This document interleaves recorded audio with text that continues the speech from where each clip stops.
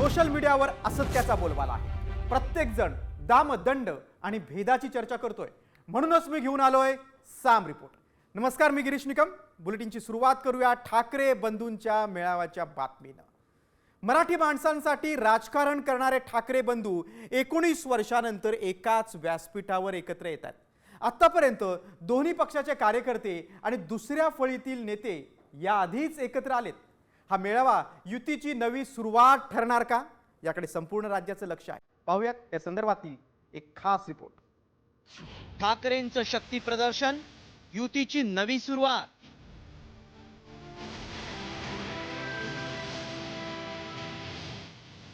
राज उद्धव यांचं दुसरं जाहीर निमंत्रण।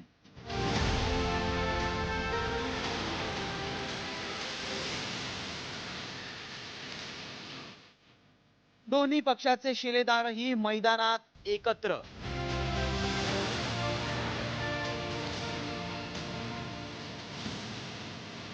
ही सुरुवात आहे असं म्हणत ठाकरे बंधूंनी 5 जुलैच्या मेळाव्यासाठी दुसरं जाहीर निमंत्रण मराठी बांधवांना दिलंय।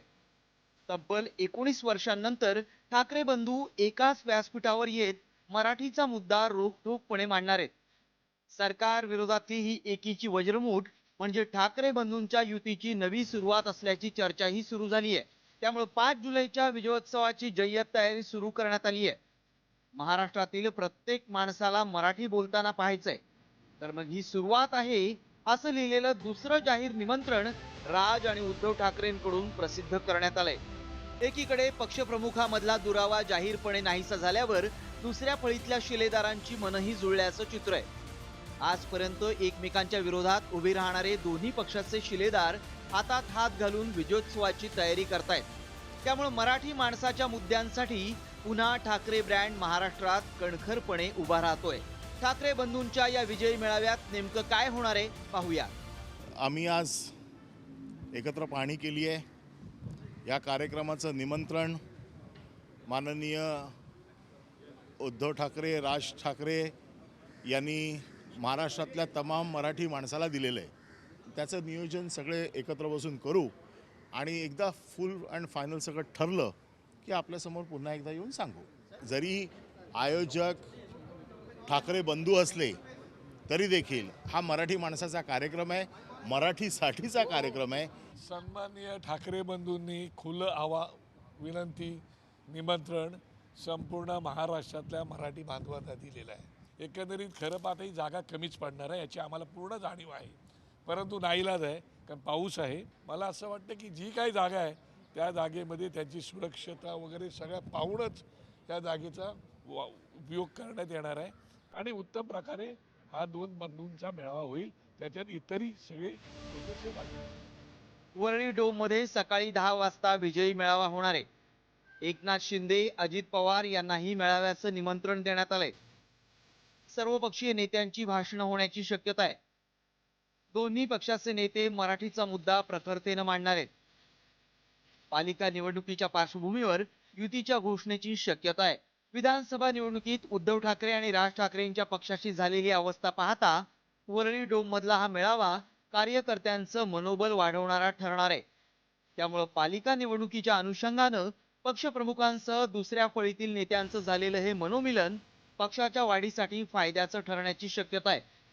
5 जुलैच्या मेळाव्यात दोन्ही पक्षाचे पक्षप्रमुख नेमकी काय भूमिका घेतात यावर मनसे आणि ठाकरे सेनेचं राजकीय भवितव्य ठरणार हे निश्चित।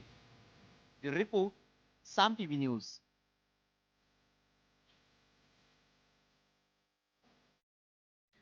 पुढची बातमी आता राणेंनी ठाकरेंवर केलेल्या टीकेची। भाजपचे खासदार नारायण राणेंनी उद्धव ठाकरेंवर जोरदार टीका केलेली आहे।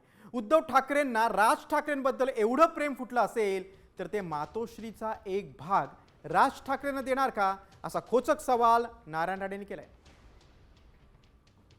आम्हाला काय फरक पडतो हे कोणतेच सांगतात ना, कशाला महत्व स्वतःच घेतात। कोणाला काय पडलं नाहीये। दोन भाव एकत्र या आणि अजून काय करा म्हणा। त्या भावाला म्हणा उद्धवला मातोश्रीचा एक भाग देतोस का, एवढं प्रेम होतू जाते तर। एकडे राणेंनी ठाकरेंवर टीका केली आहे, दुसरीकडे मिलिंद नार्वेकर जे ठाकरे गटाचे आमदार आहेत त्यांनी मात्र राणेंशी संवाद साधलेला आहे। राजाने उद्धव ठाकरेंवर टीका केल्यानंतर विधान भवनाच्या आवारात नारायण राणेंची थेट आमदार मिलिंद नार्वेकर यांच्याशी हस्तांदोलन केल्याचं चित्र समोर आलंय. त्यामुळे अनेकांच्या भुवया उंचवल्या. सुमारे 15 वर्षानंतर राणे आणि नार्वेकर यांची ही भेट विधान भवनात चर्चेचा विषय होता.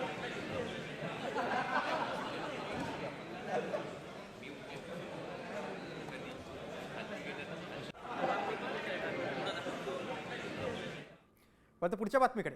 बॉम्बे स्कॉटिशमध्ये शिकण्यावरून फडणवीसांनी आदित्य आणि अमित ठाकरेंवर टीका केली होती. त्याला आता ठाकरे सेना आणि मनसेने उत्तर दिलंय. एक GR काढून महाराष्ट्रात इंटरनॅशनल स्कूल बंद करा असं आव्हानच खासदार राऊतांनी दिलंय. तर तमिळनाडूच्या मुख्यमंत्र्यांनी तिसरी भाषा रद्द करून घेतली असं आमच्या मुख्यमंत्र्यांना का वाटत नाही? मुख्यमंत्री म्हणून तुम्ही काय करताय असा सवाल मनसेचे नेते संदीप देशपांडेंनी विचारला. अरे आम्ही हिंदीचा विरोध करून इंग्रजीला पायघड्या घालणारे लोक नाही आहोत. इंग्रजी भाषा आवश्यक आहे म्हणून शिकली पाहिजे त्याचा आम्हाला विरोध नाही आहे. पण इंग्रजीला पायघड्या घालायच्या, बॉम्बे स्कॉटिश मध्ये शिकायचं, इंग्रजीला पायघड्या घालायच्या आणि या ठिकाणी खऱ्या अर्थानं भारतीय भाषांना विरोध करायचा, हा विरोध आम्ही सहन करणार नाही.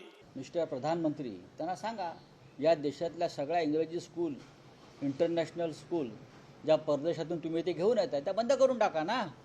आरक्षणाची मागणी आहेच, करून टाका ना बंद. एक GR काढा ना, एक उत्तम GR काढा. तुम्हाला GR काढण्याची फार हौस आहे. देवेंद्र फडणवीस एक GR काढा, निदान महाराष्ट्रात तरी. मला असं वाटतं की कोण कुठे शिकतंय आणि CBSE असेल, ICSE असेल, इथे ज्या पद्धतीने तिसरी भाषेची सक्ती केली जाते, मुख्यमंत्री म्हणून तुम्ही काय करताय? मुख्यमंत्री म्हणून तुमची काय जबाबदारी नाही का? प्रत्येक गोष्टीची आंदोलनं आम्हीच करायची. आज स्टॅलिननी तामिळनाडूमध्ये तिसरी भाषा रद्द करून घेतली, CBSE मध्ये पण ICSE मध्ये पण. मग आमच्या मुख्यमंत्र्यांना का असं वाटत नाही की आपण करावं? आता डॉक्टर नरेंद्र जाधवांच्या स्पष्टीकरणाकडे. त्रिभाषा धोरणासंदर्भात डॉक्टर नरेंद्र जाधव यांच्या नेतृत्वाखाली एक नवी समिती स्थापन करण्याचा निर्णय राज्य सरकारनं घेतलाय.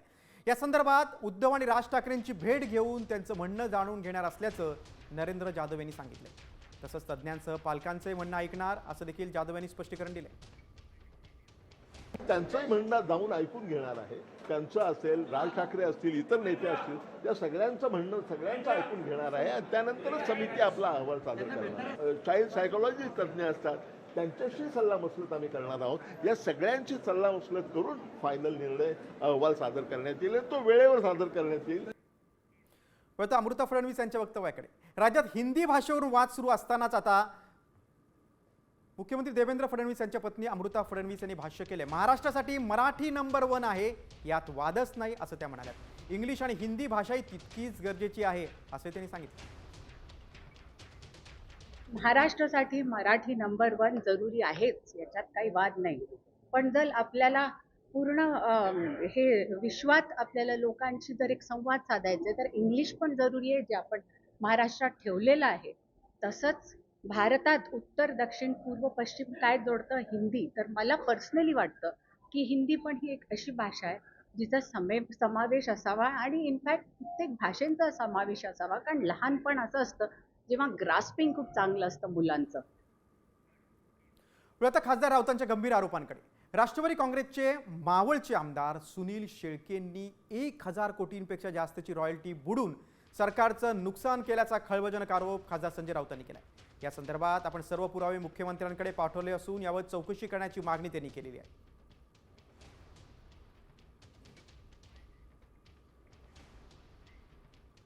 अत्यंत गंभीर प्रकरण आहे. सरकारला समर्थन देणारे पक्ष, त्याचे आमदार आणि खासदार कशा प्रकारे महाराष्ट्र राज्याची लूट करतायत. संजय शिरसाडांचा काय विषय होता, त्यानंतर भुमऱ्यांनी जमिनी किती 150 कोटीची जमीन भेट, आणि हे जे मावळचे आमदार आहे सुनील शेळके, त्यांनी हजारो कोटीची रॉयल्टी MIDCच्या जमिनीवरती खाण उद्योग सुरू करून बेकायदेशीरपणे हजारो कोटीची रॉयल्टी सरकारची बुडवली. त्याबाबत सविस्तर तपशील मी त्यांना पाठवलेला आहे पुराव्यासह. संजय राऊतांनी राजकीय जोडे राजकारणापुरते ठेवायला पाहिजे. राजकारण कोणाच्या कुटुंबावरती किंवा कोणाच्या व्यवसायावरती आणू नये. माझं त्यांना ते ज्येष्ठ नेते आहेत, महाराष्ट्रातले नेते आहेत, त्यांना माझं एवढं सांगणं आहे की आपण कुणाच्या कौटुंबिक किंवा एखाद्या व्यवसायावरती विषय जाऊ नये किंवा आपण जे काय राजकारण करताय ते चुकीच्या विचारणं राजकारण करू नये. माझं त्यांना विनंती. जोपर्यंत संजय राऊत हे मला ऑफिशियल पुरावे देत नाहीत तोपर्यंत मी त्यांच्या आरोपाला महत्व देत नाही. विधिमंडळातल्या घडामोडींकडे. ठाकरे सेनेचे आमदार अनिल परब विधिमंडळात चक्क लिंबू मिरची घेऊन आले होते. रायगडमध्ये पालकमंत्री पदासाठी रेडे बैल कापले जात आहेत हे ऐकलंय आणि पालकमंत्री पदासाठी रायगडमध्ये आघोरी प्रकार सुरू आहेत आणि त्यामुळे लाडक्या बहिणीच्या म्हणजेच आदिती तटकरेंच्या सुरक्षेसाठी मी लिंबू मिरची आणली आहे असा टोला अनिल परब यांनी भरत गोगावलेंना लगावला आणि त्यांना डिवचलं. यावर आता गोगावलेने देखील अनिल परब यांना प्रत्युत्तर दिले. देतात म्हणजे मी अंधश्रद्धा मानत नाही, परंतु मी सुरक्षा कवच माझ्या बहिणीला असावं आणि ते सुद्धा रायगड जिल्ह्यामध्ये जे काय प्रकार सोशल मीडियावरती बघितले, जे काय अघोरी रेडे कापले गेले असतील, बैल कापले गेले असतील, बळी गेले असतील, अशा बळींपासना माझ्या बहिणीला सुरक्षा मिळावी म्हणून आपलं सगळं मराठीमध्ये लिंबू हे सगळं देतात ना, हे आपल्या माध्यमातून मी त्यांच्याकडे पाठवतोय. त्यांना आता काय ना घरका ना घाटका अशी त्यांची झालेली स्थिती आहे. त्यामुळे अनिल परब काय बोलतील हा भरोसा नाही, कारण त्यांना कल्पना आहे की बरीचशी त्यांची जी काय जवळची लोक होती ते हळूहळू एकनाथ शिंदे साहेबांवरती विश्वास ठेवून जे आमच्याकडे येत चाललेले आहेत आणि त्याच्यामध्ये त्यांना ते दुःख होत आहे आणि काय ना काहीतरी लक्ष केंद्रित करण्यासाठी कदाचित ते बोलले असतील, पण एवढं काय ध्यानात घ्यायचं का नाही. आता वळूया आपण मनीषा कायद्यांच्या गंभीर आरोपाकडे. आषाढी वारीमध्ये अर्बल नक्षलींचा शिरकाव झाल्याचा आरोप आमदार मनीषा कायंदे यांनी केलेला आहे. वारीत संविधान दिंडी आणि पर्यावरण वारीच्या नावाखाली लोक पथनाट्य करतायत, भाषणं देत आहेत आणि लोकांचा बुद्धिभेद करण्याचा प्रयत्न करतायत असं देखील कायंदे यांनी म्हटलेलं आहे. गंभीर प्रकार आहे, वेळीच त्यांना रोखायला हवं अशी मागणी देखील त्यांनी केली. तर योग्य ती कारवाई करण्यात येईल असं आश्वासन उपमुख्यमंत्री एकनाथ शिंदे यांनी दिलं. या वैष्णवांच्या मेळाव्यात अनेक दिवसांपासून देवाला न मानणारे नास्तिक संघटना यांचा शिरकाव झालेला आहे आणि अतिशय गंभीर बाब आहे. म्हणजे वेगवेगळ्या नावाखाली हे अर्बन नक्षलाईट जशी संविधान दिंडी पर्यावरण वारी या नावाखाली किंवा लोकायत या नावाखाली हे लोकांचा ठिकठिकाणी वारीमध्ये जाऊन काहीतरी पथनाट्य करतात किंवा काहीतरी भाषणं देतात आणि लोकांचा बुद्धिभेद करण्याचा हे प्रयत्न करतात. सन्मान्य सदस्य मनीषाताई कायंदे यांनी वारीच्या संदर्भात आणि नक्षलवाद्यांच्या संबंधित अतिशय गंभीर बाब या ठिकाणी उपस्थित केली आहे. शासनाने याची गंभीर दखल घेतली आहे आणि संबंधित विभाग गृह विभागाला याच्या योग्य त्या सूचना दिल्या जातील आणि असे लोक जे आहेत समाजाला घातक त्यांची चौकशी करून कारवाई करण्यात येईल. आता मुख्यमंत्र्यांच्या घोषणेकडे. एमडी ड्रग्ज आणि इतर अंमली पदार्थ तस्करी प्रकरणात आता मकोका अंतर्गत कारवाई करणार अशी घोषणा मुख्यमंत्र्यांनी आज केली. ड्रग्ज कारवायांमध्ये प्रत्येक ठिकाणी स्वतंत्र युनिट कार्यान्वित करण्यात आलंय आणि प्रत्येक जिल्ह्यात मोठी कारवाई करण्यात आली आहे असं देखील त्यांनी सांगितलं. मोठ्या केसेससाठी केंद्राकडे फास्ट ट्रॅक कोर्टाची मागणी केली असल्याची माहिती देखील मुख्यमंत्र्यांनी विधान परिषदेमध्ये दिली. जर अशा प्रकारची तस्करी त्या भागामध्ये होत असेल तर त्याच्यावर कारवाई केली जाईल. मी मगाशी जो मला शब्द आठवला तो भांग जी आहे ती मात्र मध्य प्रदेश उत्तर प्रदेश या ठिकाणी लिगल आहे. त्याच्यावर कुठलेही बंधन नाही आहे. त्यामुळे भांग आपल्याकडे तिथनं येण्याचं प्रमाण काही प्रमाणात आहे. आपल्याकडे भांग्यावरही आपण बॅन ठेवलेला आहे.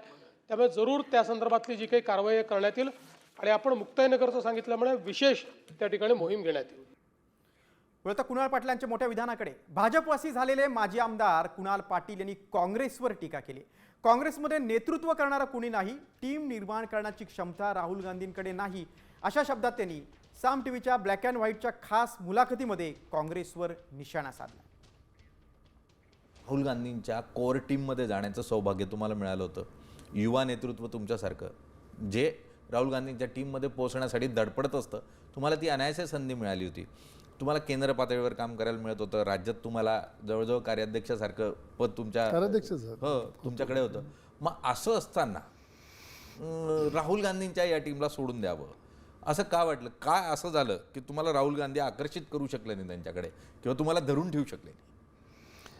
कसं झालं आहे माहिती आहे का, राहुल गांधींच्या बाबतीत जर बोलायचं झालं तर राहुल गांधींकडे एक जी भावना असली पाहिजे, चांगलं झालं पाहिजे, गोरगरीब माणसाचं कल्याण झालं पाहिजे, ही भावना त्यांच्या मनामध्ये असेल आणि आहे असं मला एकंदर वाटतं. कधीतरी भारत जोडो यात्रेमध्ये मी त्यांच्यासोबत 8-10 दिवस मी त्यांच्याबरोबर पूर्ण वेळ फिरलो. एका जिल्ह्याची जबाबदारी माझ्याकडे होती, तेव्हासुद्धा मी त्यांच्यासोबत होतो. राहुलजींनासुद्धा असं वाटतं की चांगलं काहीतरी घडवायची आवश्यकता आहे. परंतु काँग्रेसमध्ये पूर्वी जी एक पद्धत होती, एक थिंक टँक असायचा आणि जो हे सर्व गोष्टींचं नियोजन करायचा. एक माणूस सर्व गोष्टी घडवू शकत नाही, आपण लक्षात घ्या. एक टीम लागते त्याला. ती टीम निर्माण करण्याची क्षमता राहुल गांधी नाही करू शकले. आणि आज जर माझ्यासारख्याला जर विचारलं की नेमकं कोणत्या नेतृत्वाकडे बघून तू काँग्रेसमध्ये राहशील, तर मला तसं राज्यामध्ये किंवा केंद्रामध्ये तसं काही नेतृत्व मला डोळ्याचं. प्रत्येक गोष्टी थोडी राहुल गांधींकडे घेऊन जाऊ शकतो माणूस. तर अशी काही टीम किंवा असं काही नेतृत्व आज मला डोळ्यासमोर दिसत नाही. त्यामुळे थोडं दुर्दैवाने काँग्रेसमध्ये ती एक फार मोठी कमी निर्माण झालेली. कुणाल पाटलांच्या विशेष मुलाखतीनंतर वळूया आता बातमी आहे साम टीव्हीच्या इम्पॅक्टची. कृषीप्रधान महाराष्ट्रातील शेतकऱ्याची भीषण अवस्था साम टीव्हीनं सर्वांसमोर आणली आणि त्याची दखल थेट कृषी मंत्र्यांनी घेतलेली आहे. नेमकं काय घडलं पाहूयात एक खास रिपोर्ट. साम टीव्हीचे आभार करते मी. हे लेकरं आले माझे काय तर मला सरकारनं मदत करतो म्हणजे मदत करावं. तेव्हा लय आमचे कष्ट आहेत.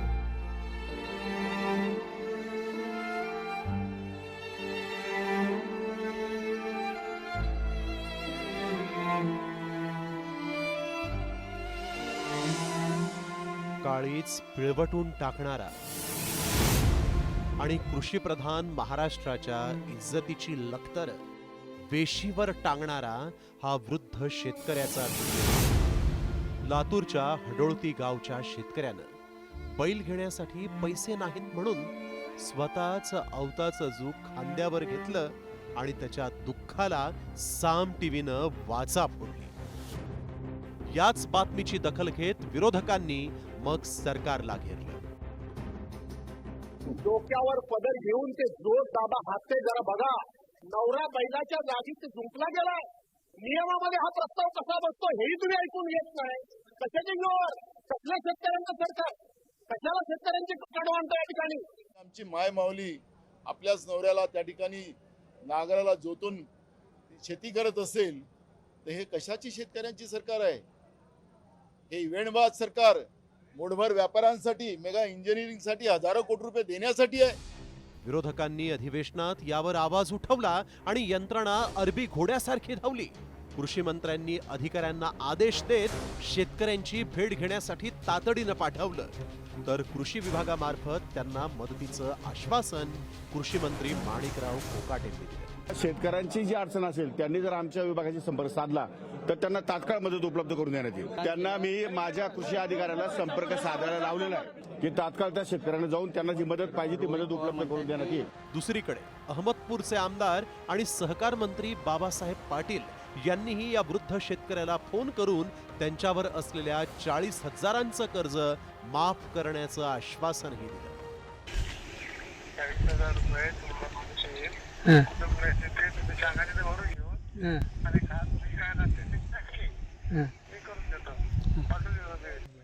साहेब तसं नाही साहेब, आता आमची वय झालेली आहे. काय आता आम्हाला काम होईना. उग तेवढं हे करून लेकरं आहेत आमचे, पोराला काही नोकरी नाही. आता किती जीव घेऊन वडणार आहोत. तुम्ही आम्हाला मदत पूर्ण करावं लागतंय बघा साहेब. तसं नाही, कर्ज माफ करा तेवढं. शेतीच्या मशागतीसाठी बैल परवडत नसल्याने लातूर जिल्ह्यातल्या अहमदपूर तालुक्यातल्या वृद्ध दाम्पत्याने स्वतःच आता अवताचा जूक खांद्यावर घेतलेला आहे. साम टीव्हीनं शेतकऱ्यांच्या प्रश्नाकडे डोळेझाक करणाऱ्या आणि झोपी गेलेल्या सरकारला जाग केल्याबद्दल लातूरच्या वृद्ध शेतकरी दाम्पत्यानं साम टीव्हीचे आभार मानले. साम टीव्हीचे आभार करते मी. हे लेकरं आले माझे काय तर मला सरकारनं मदत करतो म्हणजे मदत करावं. तेव्हा लय आमचे कष्ट आहेत. राज्यातील 20,37,000 शेतकऱ्यांवर 31,254 कोटींचं कर्ज आहे. तर सततची नापिकी, आसमानी संकट, शेतमालाला नसलेला हमीभाव यामुळे शेतकरी हा कर्जाच्या ओझ्याखाली दबत चाललाय. मात्र आता तरी सरकार शेतकऱ्यांच्या डोक्यावरचं ओझं खाली करून या पिचलेल्या शेतकऱ्यांना दिलासा देणार का, याकडे राज्याचं लक्ष लागलंय. संदीप भोसलेसह ब्युरो रिपोर्ट, साम टीव्ही न्यूज, लातूर. साम टीव्ही इम्पॅक्टच्या बातमीनंतर मुंबईतून एक बातमी. आता पश्चिम रेल्वे विस्कळीत झालेली आहे. 15 मिनिटं उशिरा लोकल धावतात. विरारकडे जाणाऱ्या लोकल जी सेवा आहे ती विस्कळीत झालेली आहे. त्याचा प्रवाशांना मोठा फटका बसलेला आहे. लोकलच्या स्टेशनवर आता मोठी गर्दी पण दिसते. विरारकडे जाणाऱ्या लोकलची सेवा आहे ती विस्कळीत झालेली आहे. पश्चिम रेल्वे विस्कळीत, 15 मिनिटं लोकल उशिराने धावतात. बातमी आता नंदुरबारमधून. विद्यार्थ्यांच्या जीवघेण्या प्रवासाची बातमी साम टीव्हीने दाखवली आणि त्यानंतर आता प्रशासनाला जाग आलेली आहे. कारण मुख्यमंत्र्यांच्या आदेशानंतर आज सार्वजनिक बांधकाम विभागाच्या अधिकाऱ्यांनी देखील केलखाडी गावात जाऊन पाहणी केली. उद्यापासूनच पूल बांधण्यासाठी आराखडा तयार केला आणि या ठिकाणाहून शाळेत जाण्यासाठी विद्यार्थ्यांना खाली खळाळती नदीवरून अगदी झाडाचा आधार घेऊन जीवघेणा प्रवास करावा लागतोय. आता लवकरात लवकर पूल होऊन विद्यार्थ्यांचा संघर्ष थांबेल अशी अपेक्षा व्यक्त होते. सकाळी जी टीम गेली आहे त्यांनी डिस्ट्रिक्टमध्ये ऑलरेडी जे ॲक्सेसिबिलिटी ॲक्शन प्लॅन म्हणजे संपूर्ण संपर्क आराखडा जे आम्ही तयार केलं होतं त्यामध्ये या डिस्ट्रिक्टमध्ये ऑलरेडी 60 जवळपास नवीन साकव जे आम्ही बांधत आहोत त्यामध्ये त्याचा केलाखाडीचा समावेश करण्यात आला आहे. जे नाला आहे त्याची लेंथ आहे जवळपास 25 मीटर. तर आता ती आम्हाला घेता येईल, पण इमिजिएटली जर आपण एक छोटासा लोखंडी पूल तिथे बांधू शकतो आणि मुलांची सेफ पाससाठी व्यवस्था होऊ शकते, ते पण आता या आठवड्यात आम्हाला करता येईल. नंदुरबारमधल्या बातमीनंतर पुढची बातमी आता बोगस बियाण्यांच्या सुळसुळाटाची. याच बोगस बियाण्यांमुळे शेतकरी उद्ध्वस्त होण्याच्या उंबरठ्यावर आहे. अकोल्यात नेमकं काय घडलंय आणि शेतकऱ्यांना बोगस बियाणं कंपन्यांनी कसा गंडा घातलाय आणि साम टीव्हीच्या बातमीनंतर प्रशासन कसं सतर्क झालंय, पाहूयात एक खास रिपोर्ट. बोगस बियाण्यांचे बळी. बियाणे कंपनीचा शेतकऱ्याला गंडा. सामच्या बातमीनंतर अधिकाऱ्यांकडून पंचनामा.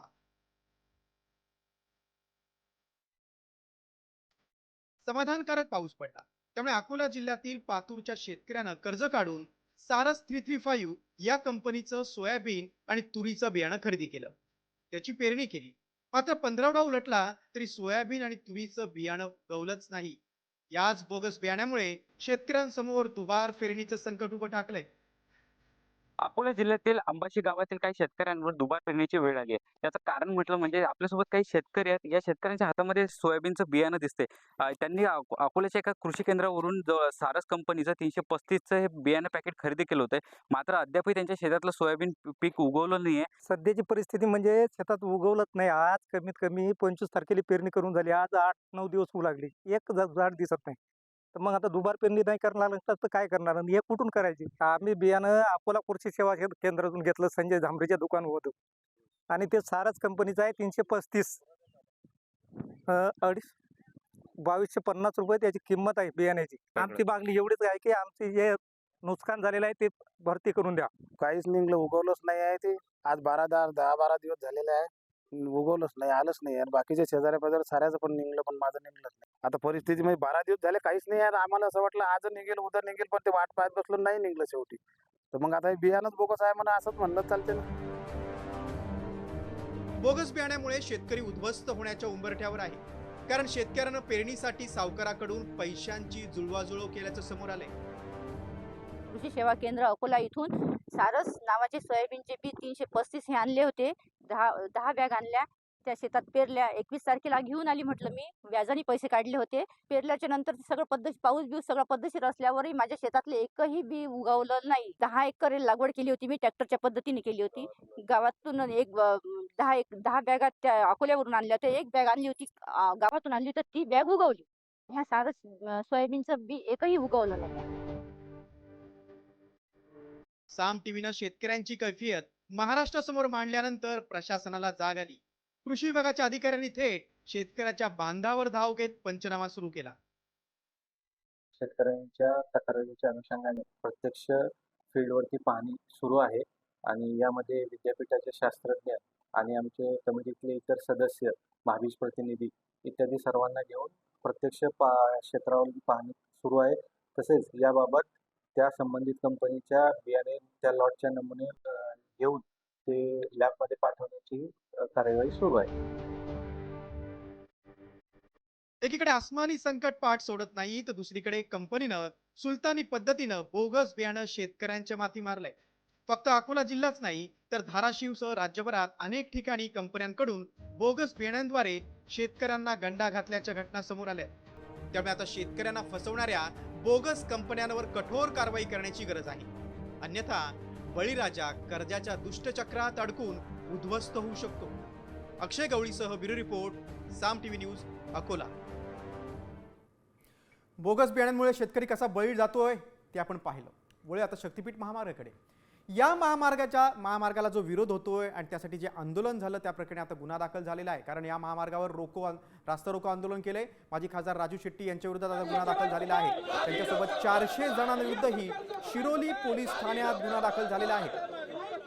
कोल्हापुरात शक्तीपीठ महामार्गाला विरोध करण्यासाठी काल पुणे बंगळुरू महामार्गावरील शिरोली परिसरात आंदोलन केलं होतं. त्याचं नेतृत्व राजू शेट्टींनी केलं होतं.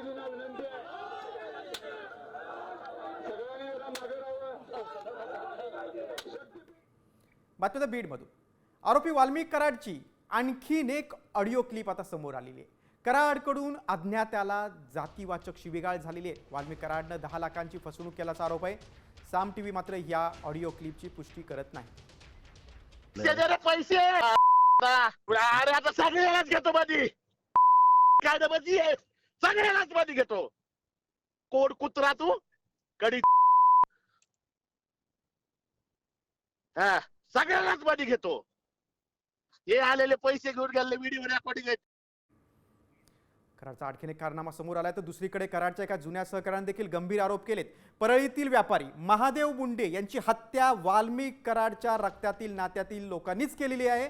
महादेव मुंडे यांच्या अंगावरील मानेचा तुकडा काढून वाल्मिक कराडला दाखवण्यासाठी आणला होता असा गंभीर आरोप कराडच्या एका जुन्या सहकार्याने केलेला आहे. आणि त्यावेळेला मी तिथे प्रत्यक्षदर्शी होतो असा धक्कादायक दावा विजयसिंह बाळा बांगर यांनी केलाय. विजयसिंह बांगर हे कराडचे जुने सहकारी आहेत. अहंकार दुखावला गेल्यानं कराडच्या लोकांनी महादेव मुंडेची हत्या केली. याबाबत आपण आता पोलिसांसमोर जबाब नोंदवणार असल्याचं देखील बांगर यांनी म्हटलंय. 2023 साली ज्यावेळेस महादेव मुंडे यांची हत्या झाली, वाल्मिक कराडच्या आसपासच्या जवळच्या रक्ताच्या नात्यातले लोक त्याच्यामध्ये सहभागी. ते सगळ्या परळीला बीड जिल्ह्याला माहिती, परळी ते घराघरात माहिती. ते हत्या फक्त युगो हार्ट झाला म्हणून केलते. फार मोठा व्यवहार किंवा असा काही विषय नव्हता असं मला जेवढं माहिती आहे एवढं. पण म्हणजे बघा, माणसं थोडं इगो हार्ट झाला त्याचा जीव घेऊन टाका. ज्या पोरांना पाठविला हत्या करायला त्या पोरांना सांगितलं की त्याचा मांसाचा तुकडा घेऊन ये, आतड्याचा घेऊन ये. जेवढं मला माहिती आहे त्याच्यामध्ये मी डोळ्यांनी माझ्या पाहिलेलं आहे. त्याच्या मानेचा का कुठला तरी त्याचा तुकडा घेऊन आलते असं थोडं मांस. ते समोर ठेवलं, दाखविलं आम्हाला सगळ्यांना. आता वैद्यकीय क्षेत्रातून एक मोठी बातमी. कोविड व्हॅक्सिनमुळे हार्ट अटॅकचं प्रमाण वाढल्याची चर्चा अनेक दिवसांपासून आहे. मात्र या चर्चेला आता ICMR आणि एम्सने केलेल्या एका अभ्यासानं पूर्णविराम मिळालाय. कारण या दोन्ही संस्थांनी नेमकं अहवालात काय म्हटलंय पाहूयात या स्पेशल रिपोर्टमधून. कोविड व्हॅक्सिनमुळे हार्ट अटॅक. एम्स ICMRच्या अहवालात मोठा खुलासा. हार्ट अटॅकचं प्रमाण का वाढतंय? कोरोना नंतर देशभरात हृदयविकाराच्या झटक्यानं मृत्यू होण्याचं प्रमाण वाढलंय असा दावा केला जात होता. मात्र Indian council of medical research आणि all India institute of medical सायन्सेसच्या एका अभ्यासानंतर कोविड व्हॅक्सिनमुळे हार्ट अटॅकचं प्रमाण वाढल्याचा दावा फेटाळून लावण्यात आलाय. ICMR आणि एम्सनं या अभ्यासानंतर प्रसिद्ध केलेल्या अहवालात नेमकं काय म्हटलंय पाहूयात. अहवालासाठी मे ते ऑगस्ट 2023 पर्यंत 19 राज्य आणि 47 रुग्णालयांचा अभ्यास करण्यात आला. ऑक्टोबर 2021 ते मार्च 2023 दरम्यान अचानक मृत्यू झालेल्यांचा अभ्यास करण्यात आला. कोविड व्हॅक्सिन आणि हृदयविकाराचा संबंध नाही. भारतात कोविड-19 प्रतिबंधक व्हॅक्सिन सुरक्षित आहे. अनुवंशिकता आणि बदलती जीवनशैली हृदयविकाराला कारणीभूत ठरतीये. दरम्यान कोविड प्रतिबंधक लसीकरण आणि हृदयविकाराच्या झटक्यांमुळे होणारे अचानक मृत्यू यांचा एकमेकांशी थेट संबंध जोडणं चुकीचं असल्याचं तज्ज्ञांनी म्हटलंय. मुळात अनुवंशिकता, बदलती जीवनशैली, फास्ट फूडचं अतिसेवन, आरोग्याच्या आधीपासूनच्या समस्या अशी अनेक कारणं तरुणांमधील हार्ट अटॅक मागे असू शकतात. तरी नियमित व्यायाम आणि आजारावर वेळीच उपचार घेतल्यास हृदयविकाराचा धोका टळू शकतो. रिपोर्ट साम टीव्ही न्यूज. वैद्यकीय क्षेत्रातल्या महत्त्वाच्या रिपोर्ट नंतर पुढची एक धक्कादायक बातमी आहे पुण्यातून. पुण्यातला ॲपवाला भोंदू बाबाचा आणखीन एक पर्दाफाश झाला, आणखीन एक कारनामा समोर आलाय. पाहूया या संदर्भात एक रिपोर्ट. पुण्यात ॲपच्या माध्यमातून महिलांचे अश्लील व्हिडिओ बनवणाऱ्या प्रसाद तामदार या भोंदू बाबाचा आणखीन एक कारनामा समोर आलाय. हा भोंदू बाबा गुंगीचे औषध देऊन भक्तांसोबत अश्लील चाळे करायचा. मात्र त्याच्या नीच कृत्यांना विरोध केल्यास चिठ्ठीवर तारीख लिहायचा आणि या दिवशी तुझा मृत्यू होणार असं सांगून भक्तांना मृत्यूची भीती दाखवायचा. त्यामुळे अनेक भक्त मानसिक दबावाखाली येऊन त्यानं सांगितल्याप्रमाणे वागायचे. आरोपी बाबानं भक्ताला नोव्हेंबर-डिसेंबरमध्ये मोठं संकट येणार असल्याची भीती दाखवून त्याच्या मोबाईलमध्ये हिडन ॲप डाउनलोड करायला सांगितलं. त्यानंतर त्याला पाण्यातून गुंगीची गोळी देऊन अनैसर्गिक अत्याचार केले. असे प्रकार त्यानं अनेकांसोबत केल्याचं समोर आलंय. या प्रकरणी आरोपी भोंदू बाबाच्या पोलीस कोठडीत पुणे न्यायालयानं 4 दिवसांची वाढ केली. या भोंदू बाबानं पुरुषांप्रमाणेच महिला आणि लहान मुलांची फसवणूक केली असण्याची शक्यता वर्तवली जाते. तपासात या ॲपवाल्या बाबाचे आणखी कारनामे समोर येण्याची शक्यता आहे. बातमी आता एका आगळ्या वेगळ्या आंदोलनाची आणि संतापाची. पगार न मिळाल्यानं कर्मचाऱ्यानं आंदोलन केलं थेट रस्त्यावर. डिलिव्हरी बॉयनं रस्त्यातच LPG सिलेंडर लीक केले. सिलेंडर लीक करत त्यांनी घोषणाबाजी केली आणि आपला संताप व्यक्त केला. पश्चिम बंगालच्या दक्षिण परगणा जिल्ह्यातील हा धक्कादायक प्रकार आहे. शेकडो सिलेंडर या कर्मचाऱ्यांनी फोडले.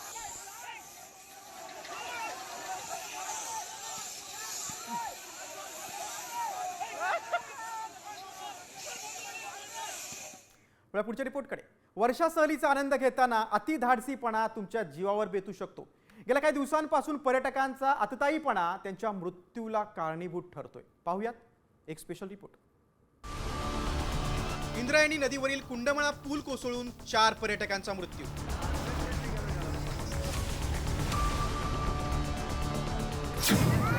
कोल्हापुरातील आंबोली घाटाजवळ एकाचा पाय घसरून मृत्यू.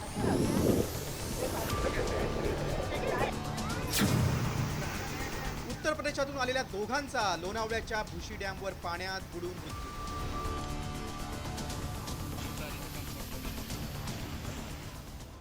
गेल्या काही दिवसातल्या या दुर्घटना. वर्षा सहली कशा जीव घेण्या ठरतायत हेच यातून समोर येत आहे. निसर्गप्रेमींसह तरुण वर्ग मोठ्या प्रमाणात पर्यटनासाठी घराबाहेर पडतोय. मात्र जीव घेणं धाडस त्यांच्या जीवावर बेतू लागलंय. आता ही दृश्य नीट पहा. 22 वर्षांचा ऋषी पतिपका मुंबईचा रहिवासी. मित्रांसोबत त्यानं रायगडच्या माणगाव तालुक्यातील चन्नाट इथला धबधबा गाठला. मौज मजा करत त्यांनी धबधब्यातील पाण्यात पोहण्यासाठी उडी घेतली आणि मित्रांना व्हिडिओ काढायला सांगितला. मात्र पाण्याचा अंदाज न आल्यानं त्याचा बुडून मृत्यू झालाय. या तरुणाचं धाडस त्याच्या जीवावर बेतलंय. ती पाण्याच्या द्वारे आपण ती खाली आणली होती आणि काही ठिकाणी असे भाग होते की ती बॉडी आपल्याला खेचत आणावी लागली होती. झाडी झुडपांमधनं आपल्याला ती खेचत आणावी लागली कारण का त्या ठिकाणी पूर्णपणे वाट ही चालण्यायोग्य नव्हती. तर त्या अशा परिस्थितीमधनं ती बॉडी आपल्याला रिकवर करायची होती आणि हे ऑपरेशन पूर्णपणे पार पाडलेलं आहे आणि बॉडी आता PM साठी माणगाव रुग्णालयामध्ये दाखल केलेली आहे. पर्यटकांचा ओढा असणाऱ्या रायगड जिल्ह्यातच गेल्या 3 महिन्यात 13 जणांचा मृत्यू झालाय. पर्यटकांचा अततायीपणा आणि स्थानिकांच्या सूचनेकडे केलेलं दुर्लक्ष यामुळे वर्षा सहली जीव घेण्या ठरू लागल्या. प्रशासनाकडूनही ठिकठिकाणी पर्यटकांसाठी प्रवेशबंदी करण्यात आली आहे. तरीही पर्यटक धोकादायक ठिकाणी जात आहेत. त्यामुळे पर्यटकांचा निष्काळजीपणा त्यांच्या जीवावर बेतू शकतो. मद्यप्राशन करून पाण्यात उतरणं, सूचनांकडे दुर्लक्ष आणि भौगोलिक परिस्थितीचं ज्ञान नसणं अशी अनेक कारणं मृत्यूला जबाबदार ठरत आहेत. त्यामुळे पर्यटनाचा आनंद जरूर घ्या, मात्र नसतं धाडस करू नका. सतर्क रहा. ब्युरो रिपोर्ट, साम टीव्ही न्यूज. पर्यटनाच्या बातमीनंतर आता एक मनसेच्या टीझरची बातमी आहे. मनसेकडून 5 जुलैच्या विजयी मेळाव्याचा टीझर आता रिलीज झालेला आहे. दोन लढवय्या भावांची गोष्ट अनुभवायला नक्की या, असा आशय या टीजरमध्ये आहे. टीजरमधून ठाकरे गर्जना ऐकायला या असा संदेश आहे. मनसेच्या सचिन मोरेंकडून ही अधिकृत पोस्ट आलेली आहे. राज्य सरकारनं GR रद्द केलेत आणि 5 जुलैला आता ठाकरे बंधूंचा विजय मेळावा आहे.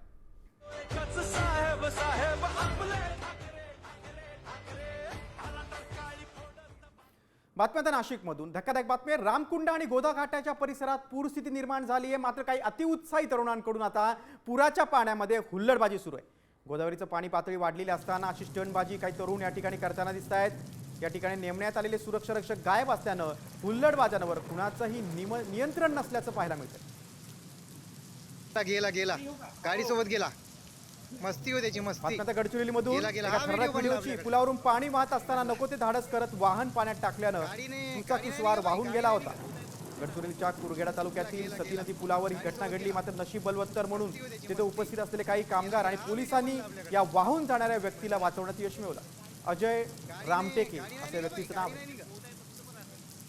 पुलावरून पाणी वाहत असताना नको ते धाडस करू नये असं आवाहन आता प्रशासनानं केलंय. मुसळधार पावसामुळे एक घर अवघ्या 9 सेकंदात नदीच्या प्रवाहात गडप झालंय. नदीकाठचं हे पक्क घर होतं. मात्र पुराचा हाहाकार एवढा मोठा होता की त्यामध्ये घर अक्षरशः वाहून गेलं.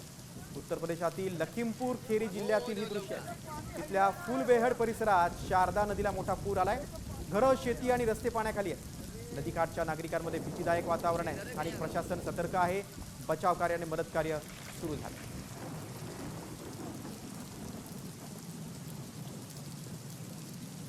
दुसरीकडे हिमाचल प्रदेशमध्ये देखील पुरानं हाहाकार माजवला आहे. कुकला हा पंचायत परिसरात असलेल्या जोरदार पावसामुळे मोठा जलप्रवाह निर्माण झाला आणि हा पूल पूर्णपणे कोसळला. पाण्याच्या प्रचंड वेगामुळे एका मंदिराचा सभामंडप देखील वाहून गेला. अनेक ठिकाणी भूस्खलन झालंय. त्याचा मोठा फटका स्थानिक रहिवाशांना बसलाय. काही ठिकाणी रस्ते बंद झाले, त्यामुळे वाहतुकीवर मोठा परिणाम झाला आहे. त्याचबरोबर बाटली इथं एक जुना लाकडी पूल देखील या पावसात खराब झालाय. हा पूल स्थानिकांसाठी महत्त्वाचा होता.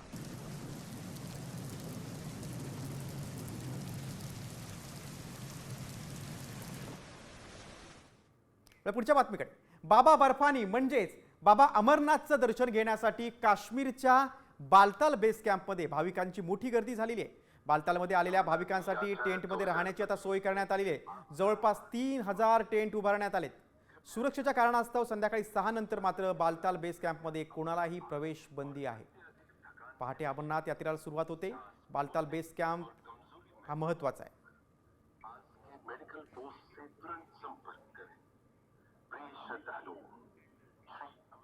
पुढच्या रिपोर्टकडे.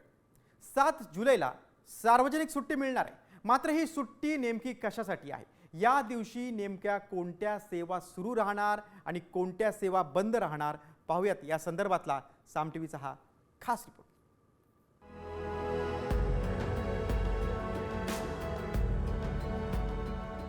मोहरम हा इस्लामिक कॅलेंडरचा पहिला महिना असून तो इस्लामिक नवीन वर्षाची सुरुवात मानला जातो. इस्लामिक कॅलेंडर चंद्र आधारित असल्यानं मोहरमची तारीखही चंद्रदर्शनावर ठरत असते. त्यामुळे दरवर्षी मोहरमच्या तारखेत बदल पाहायला मिळतो. यावर्षी भारतात मोहरमची तारीख 6 जुलै आहे. पण चंद्र एक दिवस उशिरा दिसला तर एक दिवस पुढे म्हणजे 7 जुलैपासूनही मोहरमची सुरुवात होऊ शकते. यामुळेच देशातील विविध राज्यांमध्ये मोहरमची सुट्टी वेगवेगळी असू शकते. त्यामुळे नागरिकांनी स्थानिक प्रशासन तसंच विद्यार्थ्यांनी शाळेच्या नोटीसकडे लक्ष द्यावं. त्यामुळे देशभरात कोणत्या सेवा बंद राहतील आणि कोणत्या सुरू राहतील त्यावर एक नजर टाकूया. शाळा, महाविद्यालय आणि विद्यापीठ बंद राहणार. सरकारी कार्यालय आणि बँका बंद असणार. ऑनलाईन बँकिंग सेवा आणि डिजिटल व्यवहार सुरू. कॉर्पोरेटमध्ये विशेष रजा किंवा रजेचा पर्याय दिला जाऊ शकतो. वाहतूक आणि इतर अत्यावश्यक सेवा सुरू राहणार. मोहरमला शेअर बाजाराला सुट्टी नाही. 6 जुलैला रविवार असल्यानं शेअर बाजार नेहमीप्रमाणे बंद. मुळात भारत सरकारनं मोहरम निमित्त राष्ट्रीय सार्वजनिक सुट्टी म्हणून घोषित केली असली तरी चंद्रदर्शनानुसारच राज्य सरकार सुट्टी लागू करण्याबाबत निर्णय घेणार आहे. ब्युरो रिपोर्ट, साम टीव्ही न्यूज.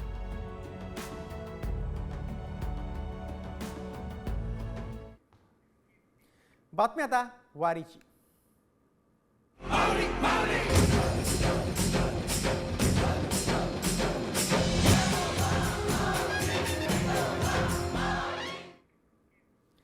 संत तुकाराम महाराजांच्या पालखीचं उभं रिंगण माळीनगरमध्ये पार पडलं. अकलूज इथला मुक्काम संपवून पालखी मार्गस्थ झाली आणि यावेळी ठिकठिकाणी पालखीचं स्वागत करण्यात आलं. संत तुकोबांच्या पालखीचा आजचा मुक्काम बोरगावात असणार आहे.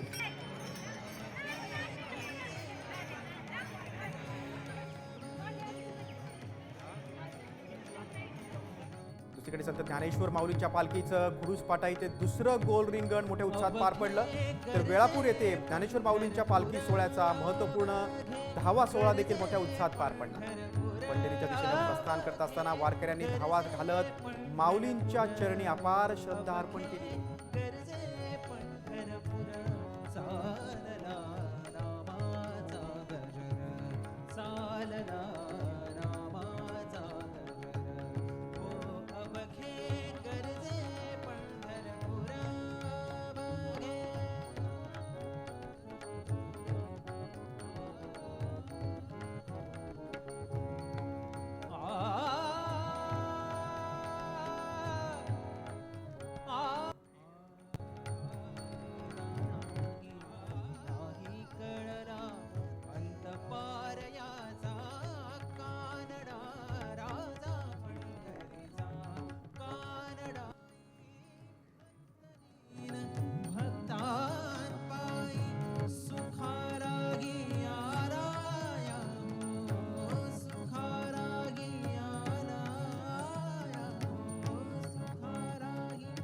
आता संत मुक्ताईबाईंच्या पालखीची सोलापूर जिल्ह्यातील माढा येथे मुक्ताईंच्या पालखीचं मुस्लिम बांधवांनी स्वागत केलं. वारकऱ्यांना गुलाब पुष्प देऊन आणि महाराजांना पुष्पहार घालून पालखीचं स्वागत करण्यात आलं. पालखीच्या स्वागतासाठी फुलांच्या पायघड्या देखील घातल्या होत्या. रामकृष्ण हरी असा जयघोष वारकरी करतायत. अत्यंत शिस्तबद्ध पद्धतीनं वारकरी आता पंढरपूरच्या दिशेनं पुढे पुढे जात आहेत, मार्गक्रमण करतायत. सगळ्यांना आता विठ्ठलाच्या दर्शनाची आस आहे.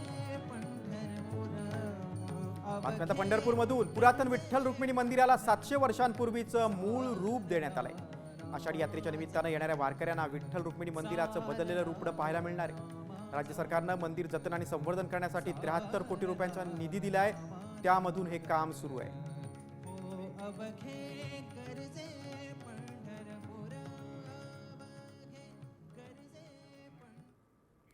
पालखी सोहळ्याच्या काही बातम्या आपण पाहिल्या. आता वळूया आपण व्हायरल सत्य रिपोर्टकडे. तब्बल 5000 वर्षांपूर्वीची भगवान विष्णूची मूर्ती समुद्रात सापडली आहे. ही मूर्ती पाहण्यासाठी समुद्र किनाऱ्यावर भक्तांची अलोट गर्दी उसळलेली आहे. याचा एक व्हिडिओ व्हायरल होतोय. त्याची आम्ही पडताळणी केली. त्यावेळी काय सत्य समोर आलंय चला पाहूयात साम टीव्हीचा हा खास रिपोर्ट.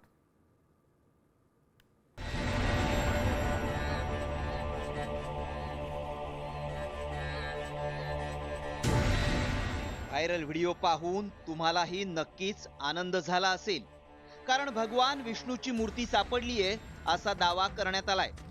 व्हिडिओत भली मोठी मूर्ती दिसतीये, त्यामुळे सगळ्यांनाच आश्चर्य वाटू लागले. खरंच एवढी मोठी विष्णूची मूर्ती सापडलीये का? समुद्रात सापडली भगवान विष्णूची मूर्ती. मूर्ती पाहण्यासाठी भक्तांची प्रचंड गर्दी. व्हायरल व्हिडिओ मागचं सत्य काय? हा व्हिडिओ प्रचंड व्हायरल होत असल्यानं आम्हालाही याची उत्सुकता होती की खरंच मूर्ती सापडलीये का? एवढी मोठी मूर्ती सापडली तर आता कुठे ठेवण्यात आलीये? असे एक ना अनेक प्रश्न उपस्थित झाले. या प्रश्नांची उत्तरं मिळवण्यासाठी आमच्या व्हायरल सत्य टीमनं पडताळणी सुरू केली. त्याआधी मेसेजमध्ये काय दावा केलाय पाहूया. समुद्रात खोलवर एक मूर्ती दिसतीये. हिंदू धर्मातील भगवान विष्णूची शेषशय्येवर विराजमान असलेली मूर्ती आहे. ही मूर्ती इंडोनेशियातल्या बाली बेटाजवळ समुद्रात ब्रिटन, इंडोनेशिया आणि भारताच्या संयुक्त संशोधन पथकाला सापडली आहे. मूर्ती 5000 वर्षांहून अधिक जुनी आहे. व्हायरल मेसेजमध्ये ही मूर्ती 5000 वर्ष जुनी असल्याचा दावा करण्यात आलाय आणि मूर्ती इंडोनेशियातील बाली बेटाजवळ सापडली आहे असं देखील सांगितलंय. त्यामुळे आमच्या व्हायरल सत्य टीमनं काही आंतरराष्ट्रीय पेपर्स पाहिले. कुठेही याबाबत बातमी सापडली नाही. त्यामुळे या व्हिडिओचा आणखी तपास केला. त्यावेळी काय सत्य समोर आलं पाहूया. भगवान विष्णूची मूर्ती समुद्रात सापडलेली नाही. व्हायरल व्हिडिओ 11 एप्रिल 2025 रोजी पोस्ट करण्यात आलाय. AI तंत्रज्ञानाचा वापर करून हा व्हिडिओ बनवला गेलाय. दिशाभूल करण्यासाठी असे व्हिडिओ व्हायरल केले जातात. सोशल मीडियावर व्हायरल होणाऱ्या प्रत्येक गोष्टीवर विश्वास ठेवण्यापूर्वी त्याची खातरजमा करणं गरजेचं आहे. अशा खोट्या दाव्यांपासून सावध राहा. व्हिडिओ खरा असल्याची पुष्टी झाल्याशिवाय शेअर करू नका. आमच्या पडताळणीत समुद्रात भगवान विष्णूची मूर्ती सापडल्याचा दावा असत्य ठरलाय. शिवाजी शिंदे, साम टीव्ही, मुंबई.